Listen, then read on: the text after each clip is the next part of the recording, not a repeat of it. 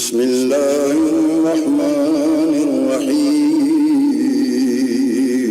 شروع اللہ کے نام سے جو بڑا مہربان نہایت رحم والا ہے۔ سورہ توبہ۔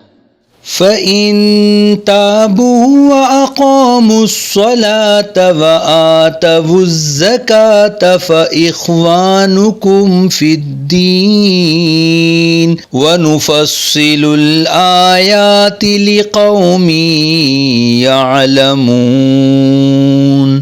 پھر اگر وہ توبہ کر لیں اور نماز قائم رکھیں اور زکوٰۃ دیں تو وہ تمہارے دین میں بھائی ہیں، اور ہم جاننے والوں کے لیے تفصیل سے آیتیں بیان فرماتے ہیں۔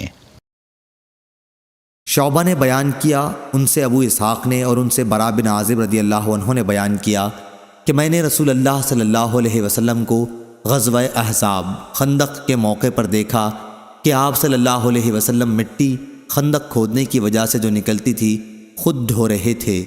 مٹی سے آپ کے پیٹ کی سفیدی چھپ گئی تھی اور آپ یہ شعر کہہ رہے تھے: تو ہدایت گر نہ ہوتا تو کہاں ملتی نجات، کیسے پڑھتے ہم نمازیں کیسے دیتے ہم زکوٰۃ، اب اتار ہم پر تسلی اے شہ عالی صفات، پاؤں جموا دے ہمارے دے لڑائی میں ثبات، بے سبب ہم پر یہ کافر ظلم سے چڑھاتے ہیں، جب وہ بہکائیں ہمیں سنتے نہیں ہم ان کی بات۔